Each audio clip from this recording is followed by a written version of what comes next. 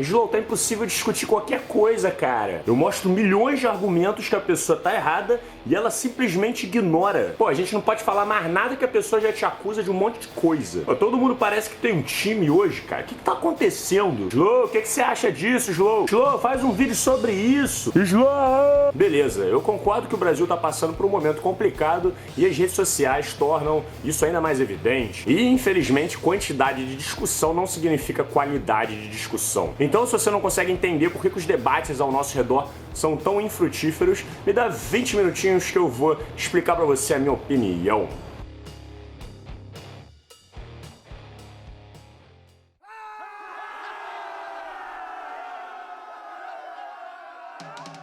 O mais engraçado do ser humano é que ele é o único animal que acha que não é um animal. A gente tem uma tendência fortíssima a se ver como se a gente não fosse parte da natureza, como se a gente fosse deslocado dela. Olha lá, filho, tá vendo? É a natureza. E pra mim isso é bastante prejudicial, porque a gente acaba não só implicitamente desrespeitando os outros elementos da natureza quando a gente se coloca em um pedestal. Que você acha que eu vim do macaco, esse bicho? Como essa visão também dificulta o nosso entendimento sobre nós mesmos. De fato, nós como espécie temos alguns diferenciais bastante consideráveis em relação ao resto da natureza. Por exemplo, o nível de comunicação que a gente desenvolveu, cara, é tipo totalmente fora de sério, é disparado muito mais complexo do que todos os outros mamíferos de porte grande. Mas aí se for comparar com insetos, já fica um pouco mais complicado afirmar com certeza. E o conjunto de toda essa comunicação e formas de expressão que a gente desenvolveu é o que nós chamamos carinhosamente de cultura. A cultura é certamente um fator fundamental para a gente entender a nossa sociedade hoje, mas é importante ter em mente que a cultura não veio do nada. Ela é uma expressão da natureza humana. Questões de sobrevivência e seleção natural foram fatores fundamentais para montar os pilares do que a gente conhece como cultura. Claro que nós não somos mais selvagens e muitos desses princípios já foram adaptados e mudados. A gente não sai por aí matando e estuprando todo mundo, ou pelo menos a gente costuma repudiar esse tipo de coisa. Mas é muito difícil acreditar que o ser humano abandonou totalmente o seu lado instintivo. O medo, por exemplo, é uma forma de instinto presente na maior parte das pessoas. Coloca uma cobra no meio do metrô pra ver se a cultura não vai pra puta que pariu e todo mundo vira bicho. Ah, sai da frente, porra! Capaz até de morrer gente pisoteada na parada. O medo do escuro. Uma criança não precisa aprender que o escuro pode ser perigoso. Ela simplesmente sabe disso. O desenvolvimento sexual, a linguagem corporal. Ah, mas Slow, muito disso é aprendido durante a vida. É, mas a própria capacidade cognitiva da gente aprender já é uma questão biológica e instintiva, né? Ninguém dá curso de linguagem corporal para as crianças, né? Elas simplesmente começam a imitar os outros. E por incrível que pareça, alguns desses instintos e comportamentos do ser humano são essenciais para a gente conseguir entender toda essa briga de Facebook que a gente vê por aí. Uma característica essencial da nossa espécie para a gente entender essa questão é que nós somos seres sociais. Mas nem sempre foi assim.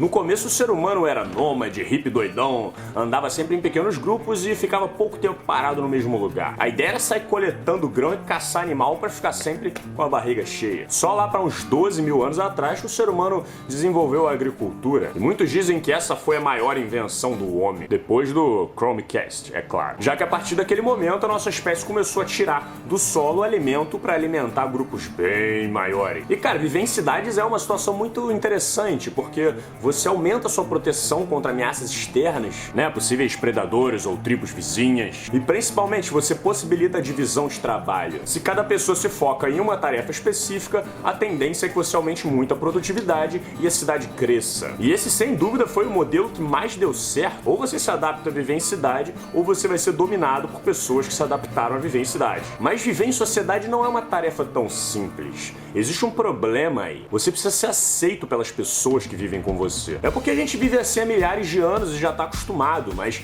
viver em sociedade é uma tarefa extremamente complicada. Foram necessárias várias e várias adaptações ao longo dos anos para a gente chegar no nível que a gente chegou. A aperfeiçoação da linguagem para que a gente se comunique melhor, por exemplo. Pra você ter uma ideia dessa adaptação, vou te dar um exemplo muito interessante. Você já parou a pensar que nós somos quase que os únicos animais que tem essa parte aqui do olho branca exposta? Se você parar para reparar o olho do cachorro, do gato, do macaco, do cavalo, eles têm o olho todo preenchido. Já a gente não. Ih, cara, pode crer, né? Que doideira.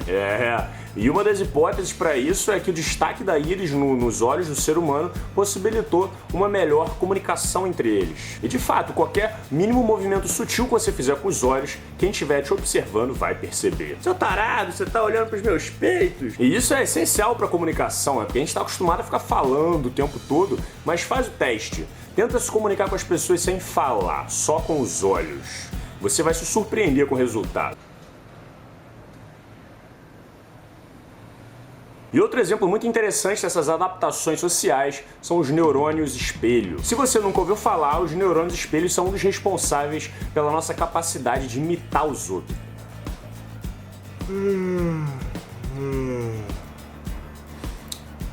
E aí, deu vontade de bocejar também? Se pra você não deu, saiba que pra muita gente deu. E apesar da gente não saber direito qual é a razão da gente imitar os outros quando eles bocejam, nós sabemos quem estão por trás disso. Os neurônios espelho. Isso é muito foda, cara, porque essa questão de espelhamento tá presente em todos os lugares ao nosso redor. Se você parar pra estudar um pouquinho de linguagem corporal e começar a observar a sua volta, você vai perceber a quantidade de gente que tá se espelhando o tempo todo. Por exemplo, se eu começar a falar aí aos poucos e abrindo mais os olhos enquanto eu vou falando com você, as chances de você ir abrindo os olhos juntos é considerável. Agora, se eu começar a falar sorrindo mais, existe uma chance de você sorrir também. E o mais interessante é que essa questão do espelhamento não se limita só a uma ação física, né, de você fazer a mesma expressão ou gesto que outra pessoa, mas também é uma questão fisiológica, a capacidade de você sentir algo parecido com o que a outra pessoa sente. Ainda existem controvérsias na ciência sobre qual é o real mecanismo que está por trás da empatia, mas a gente sabe que ela existe. Eu lembro que quando eu era criança, um dos maiores questionamentos que eu tinha era: mas o que são os sentimentos? Eu sei que eu sinto, mas o que é isso? E hoje, depois de ter estudado um pouco, eu sei que os nossos sentimentos são respostas a reações orgânicas que acontecem no nosso corpo. Se você toma um susto, por exemplo, você vai levar uma descarga de adrenalina no seu sangue que vai disparar várias reações no seu organismo. Essas reações vão ser sentidas por você. Já felicidade, amor e prazer são sentidas pela liberação de dopamina, serotonina, endorfina, entre outras. E essas moléculas vão virar o teu corpo de cabeça para baixo. Aumenta a pressão arterial, aumenta o batimento cardíaco, aumenta a quebra de açúcar e liberação do sangue. Ah, Slow, para de ser tão frio. Os meus sentimentos vêm do universo. Tá, se você quiser pensar dessa forma, não tem problema, mas pense que o universo influencia o seu corpo a liberar essas moléculas que fazem com que você tenha os sentimentos. Tá, Slow, mas eu não tô entendendo nada, cara. O que isso tem a ver com o problema da sociedade? Calma que eu vou chegar lá. Existe um campo de estudo extremamente interessante que a neurociência e a fisiologia trabalham. É o chamado sistema de recompensa neurocognitiva. Calma que é bastante simples. Eu vou dar um exemplo. Se você tiver um cachorro penteiro em casa, tipo o Luca, e você quiser dar um jeito nele, é só você dar uma surra nele. Tô zoando. O que os educadores costumam fazer é dar uma ordem pros cachorros e quando eles obedecem, você recompensa ele com algo que ele gosta. Geralmente é um biscoito. Senta! Muito bem, toma aqui o biscoitinho. E dessa forma o cachorro vai associando de que se ele responder de forma correta aquele comando, ele vai ser recompensado por isso. E adivinha? Esse mesmo sistema funciona com a gente também. A diferença é que em vez de biscoitinho, nós ganhamos sentimentos. E quem recompensa a gente não é ninguém mais, ninguém menos do que o nosso cérebro. Existem vários estudos que mostram como que o nosso cérebro recompensa a gente com uma dosezinha malandra de dopamina caso a gente siga a nossa tendência evolutiva. Então, por exemplo, por que a gente sente prazer ao comer uma comida gostosa? Nossa senhora, não tenta me impedir não dá pra parar não. O prazer gerado pela dopamina vai fazer você querer comer aquilo de novo. E na época em que encontrar comida não era uma tarefa simples e você podia pagar com a sua vida, nada mais justo do que o seu cérebro te avisar quando você fez a escolha certa. E esse sistema de recompensa atua em várias outras frentes, como descansar, fazer sexo, brincar. Não é por acaso que várias das drogas mais famosas que o ser humano inventou atuam justamente aumentando a liberação de dopamina no seu cérebro ou impedindo a reabsorção dela, como é o caso da cocaína, por exemplo. Então assim, esse sistema de recompensa é quase que o principal fator que motiva a gente a fazer as coisas que a gente faz. Ele foi essencial para o nosso desenvolvimento evolutivo e ainda está muito presente no nosso dia a dia. Até mesmo aquela sensação boa de ter ajudado alguém, tá ligado? Dopamina! Então agora vamos ao ponto principal desse assunto. Qual é a condição mais importante para que uma pessoa viva bem numa sociedade? ela precisa ser social. A sacada para o ser humano ter se diferenciado tanto das outras espécies e ter quase conquistado o planeta inteiro é que ele aprendeu a se comunicar de forma muito complexa com os outros indivíduos. E como eu falei no começo do vídeo, essa relação foi tão forte que a gente teve que se adaptar em vários aspectos para conseguir viver em grupo. E uma coisa é certa, cara, salvo poucas exceções de indivíduos que são realmente nômades e vivem isolados do mundo, se uma pessoa não tem um grupo para se identificar, ela vai entrar na fossa e não vai ser ninguém. Ninguém me ama, ninguém me quer. Mas, ô Slow, o que é que você quer dizer com grupo? É tipo a minha turma do colégio? Qualquer lugar que você seja aceito, cara. O que importa é que você se identifique com aquelas pessoas. Pra você ter uma ideia, existem várias estratégias batidas já de como que a identidade de grupo se forma naturalmente e até como de construir ela artificialmente. Se você reparar, essas estratégias são extremamente utilizadas para manipular a massa de manobra em vários campos como exército, igreja, colégios, política e vários outros lugares. Que isso, cara? Me ensina essa parada aí, Slow. E eu vou ensinar mesmo, cara, porque o processo é muito simples e se você não quiser ser mais um boiando na maré, é interessante que você saiba reconhecer algum desses pontos. Eu vou citar agora várias técnicas batidas de criação de identidade de grupo, mas elas não precisam estar nessa ordem especificamente, beleza? Então é o seguinte, primeiro, é interessante que você crie um nome pro seu grupo, um nome que as pessoas comecem a se identificar. Por exemplo, todos vocês seguem o canal do Slow, já é algo em comum entre vocês. Segundo, criar gírias e termos em comum que o seu grupo usa. O Molusco, por exemplo, cara, ele é um gênio nesse quesito. Ele inventa uns termos e umas gírias no canal dele que você identifica as pessoas que acompanham ele de longe, só pela forma de falar, tá ligado? Em universidade você quase que identifica a especialidade do cara só pelos termos que ele utiliza. Porque o positivismo pós-moderno não produz uma mudança qualitativa. Meio tios é a reação de quem não entende que vivemos em um patriarcado falocêntrico. Santo Pai, Sangue de Jesus Todo-Poderoso. Muitas vezes esses termos são necessários para sintetizar uma ideia que aquele grupo costuma lidar bastante, mas não há dúvida sobre o quanto esse fenômeno fortalece o processo de identidade daquele grupo. Terceiro, colocar um nome aos membros. Isso é essencial, cara, porque essa estratégia faz com que as pessoas comecem a deixar a identidade delas de lado e comecem a acreditar que elas são iguais. Eu sou evangélico, e você? Ah, eu sou ser humano. Pra você ter um exemplo prático disso, o Nando Moura fez exatamente isso no canal dele. Essa é uma excelente estratégia de união de grupo, e quanto mais unido o grupo é, mais manipulável ele é também. E, maluco, existem infinitos pontos sobre estratégia de integração e manipulação de grupo que eu passaria horas aqui falando sobre isso nesse vídeo. Mas você escolher um símbolo, uma frase de efeito para as pessoas se identificarem. Imposto é roubo. Bandido bom é bandido morto. Um comprimento específico, gestos em geral, são extremamente eficientes para isso. Ah, Hitler! Quanto é que crianças e adolescentes que são peritos em andar em gangue, muitos deles desenvolvem cumprimentos específicos que só eles sabem fazer. Fala, mané! Uhul! Mas agora vem a pergunta, esse tipo de união, ela é boa? Eu vou contar uma história aqui pra vocês. Na segunda metade do século XX, depois da Segunda Guerra Mundial, um professor de história resolveu fazer um experimento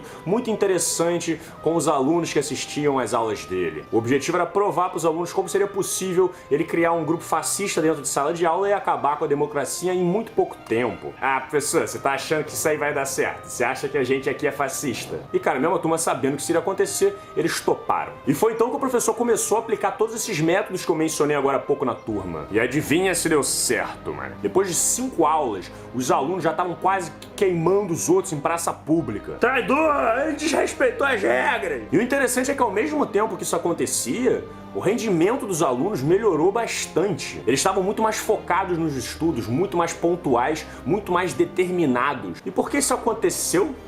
Porque eles estavam felizes ali, eles estavam se sentindo parte de um grupo. Dopamina comendo solta. E a parada é que o ser humano gosta disso, cara. O ser humano precisa disso. Esse experimento foi nomeado A Terceira Onda e saiu recentemente um filme também sobre o assunto chamado A Onda, que eu recomendo muito vocês assistirem assim que vocês puderem. Mas a questão ainda fica no ar.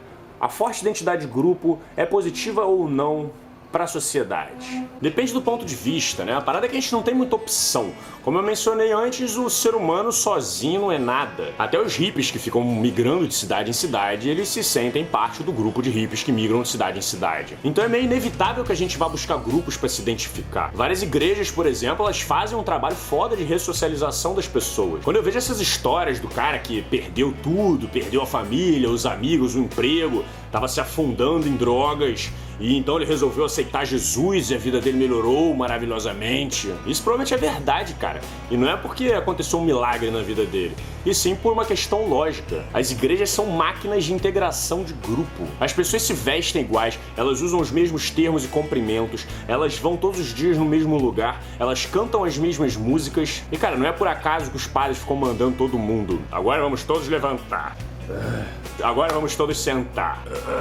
Agora vamos todos levantar. Isso é um sistema óbvio de condicionamento de grupo. E as pessoas, ao fazerem parte disso, se sentem tão bem, felizes e determinadas quanto os alunos do experimento da onda. Mas, como eu disse, nem tudo são mar de flores e existem alguns probleminhas nesse fenômeno. Um deles é que quanto mais igual você se torna às pessoas do seu grupo, mais diferente você se sente das pessoas que não fazem parte dele. Em uma sociedade maniqueísta, onde todo mundo vê tudo de uma forma binária, quem não tá comigo tá contra mim. Ah, meu filho, nunca se esqueça que você tem que andar só com pessoas do bem, hein? E eu já falei bastante sobre isso no meu vídeo Grande Inimigo, que eu vou deixar linkado na descrição. E o segundo grande problema é que quanto mais unidas as pessoas do grupo são, mais cegas e menos independentes elas tendem a ser. Se alguém dentro desse grupo é mais esperto e mais carismático, ela vai se tornar facilmente um ícone para as pessoas que estão ali, e ela pode facilmente mover a vontade do grupo inteiro de acordo com as suas vontades. Você pode pegar os princípios que movem aquele grupo e desviar sutilmente eles para as suas próprias causas. Jesus ama todos vocês, mas vocês precisam demonstrar o seu amor a Jesus também. Por isso, faça a sua demonstração com uma oferta de fé. E aí você coloca aquela pessoa que ofertou em uma posição superior às outras. Hoje eu quero mostrar aqui para vocês o compromisso que Dona Maria tem com o Senhor. O que foi que a senhora ofertou hoje, Dona Maria? Ah, eu doei a minha casa. Olha só, Dona Maria é um exemplo de uma pessoa abençoada. É amém ou não é? Amém! E pronto, agora a Dona Maria passou a ser um exemplo de como o grupo deveria ser. Quem criticar as atitudes de Dona Maria será mal visto, enquanto quem seguir os seus passos estará no caminho certo. E maluco, na moral, é tão fácil manipular um grupo que já é muito unido, que se eu fosse um desses pastores oportunistas, sabe o que eu faria? Eu contrataria vários atores para se infiltrarem entre os fiéis na minha igreja. E no momento do dízimo, todos esses atores iam levantar com muita determinação e iam chegar lá para ofertar uns R$50. E sabe o que ia acontecer? As pessoas da igreja, obviamente, iam fazer o mesmo. Porque se elas não fizerem, elas vão se sentir excluídas do grupo e perder o sentimento de união. Essa é uma forma de você forçar artificialmente o comportamento das pessoas. Então o cara que às vezes ia dar R$10, que foi o trocado que ele ganhou trabalhando o dia inteiro, vai passar a dar 50, porque ele sabe que as pessoas ao redor estão dando R$50, então ele tem que dar 50 também. E assim você facilmente cria um efeito manada. E essas são as faces da moeda. Por um lado, as pessoas se sentem muito bem e felizes por fazerem parte daquele grupo, mas por outro, elas podem facilmente tomar decisões que elas não queriam ter tomado só para continuar fazendo parte dele. E nisso, o cara que foi esperto e percebeu isso, fica podre de rico às custas dos outros. Aí, muito bem! Mas manipular os outros para ficar rico é o menor dos problemas. Dependendo da forma e dos objetivos que o grupo é direcionado, você pode convencer pessoas até a pegarem armas e ir marchando para um campo de batalha. Você acredita nisso, cara? O ser humano é tão bobo ao ponto de pegar uma arma e marchar em direção a uma carnificina só para poder continuar fazendo parte daquele grupo, e que convenceram ele de que isso era para um bem maior. Mas essa questão do exército ela ainda é mais intensa. O objetivo no treinamento militar é muito claro: remover a individualidade das pessoas. É um conjunto de regras, símbolos, dogmas, comportamentos que são aplicadas especificamente para que as pessoas parem de pensar por elas mesmas e se joguem no campo de batalha sem pensar duas vezes caso alguém mande. Sentido, direita.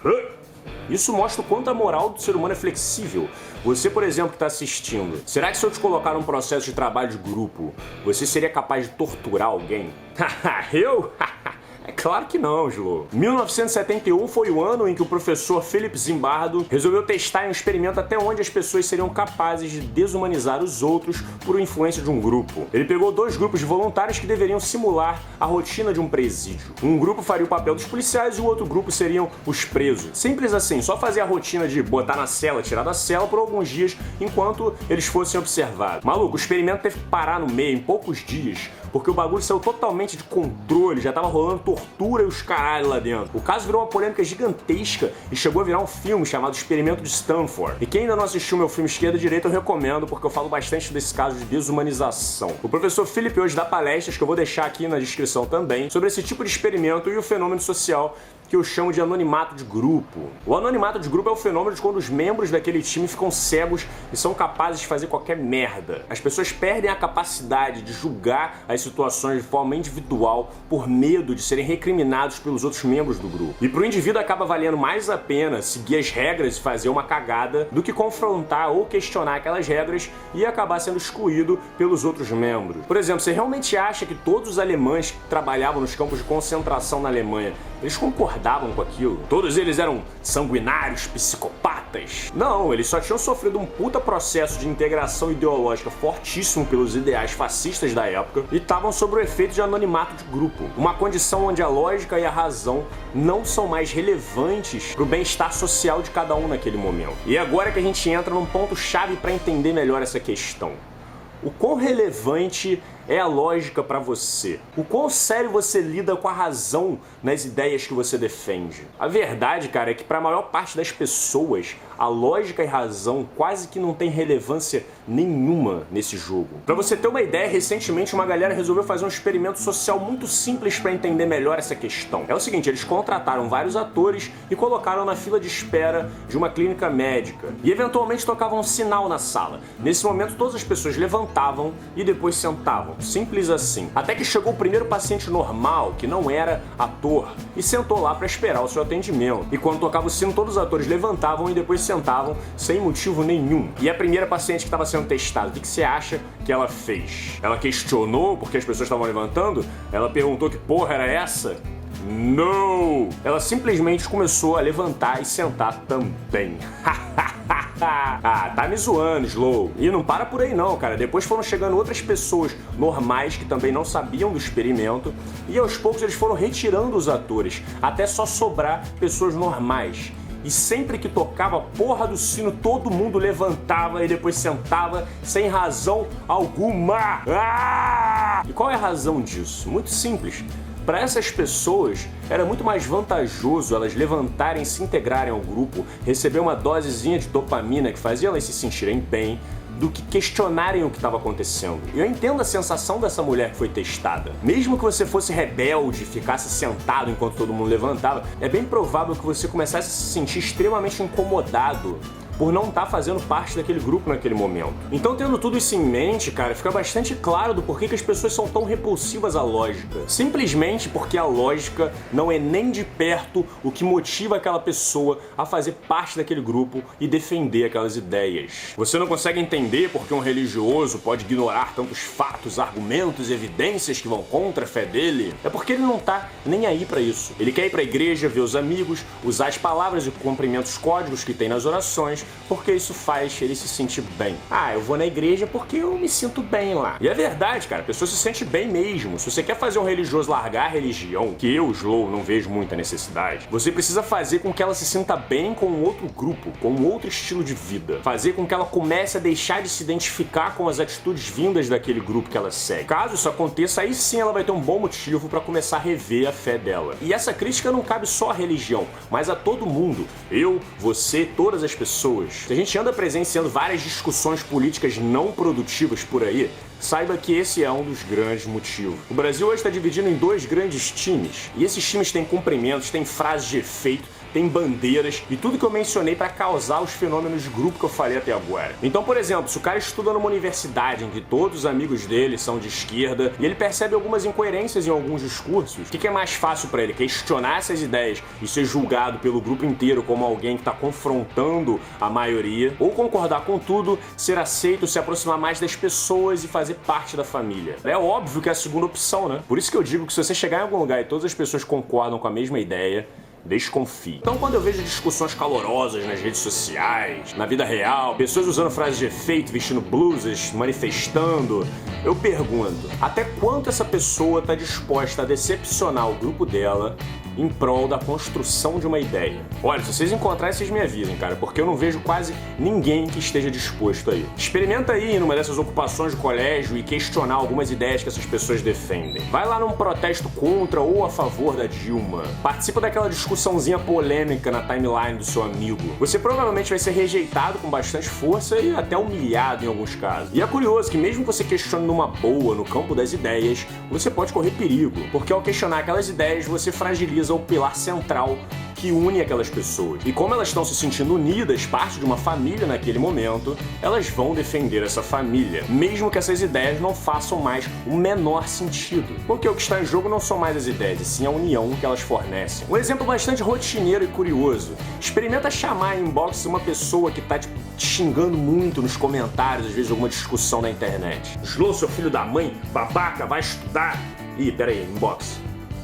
Ah, então, Slow, é que eu discordo de alguns pontos que você colocou. É engraçado isso, né? A pessoa ela muda da água pro vinho quando você remove ela da influência do grupo. E o grande problema é que todos nós estamos suscetíveis a cair nessa armadilha. Mas então eu pergunto, o quão cego você está disposto a se tornar para continuar fazendo parte de um grupo? O quão manipulável você está disposto a ser? Você já parou para se perguntar o que você realmente sabe sobre as ideias que você defende? Caso não, esse é o momento para você começar. Porque se você deixar esse lado tribal da humanidade te dominar, quando você menos perceber, você vai estar marchando em direção a uma guerra que você nem sabe o motivo está acontecendo. Então vamos começar a abrir os olhos, lidar com os nossos problemas de forma madura e não com o comportamento de uma ganguezinha barbuda de colegial. E esse, na minha opinião, é o primeiro passo para que a gente possa começar a ter debates construtivos e pensarmos melhor sobre as soluções dos problemas que nós temos no nosso dia a dia.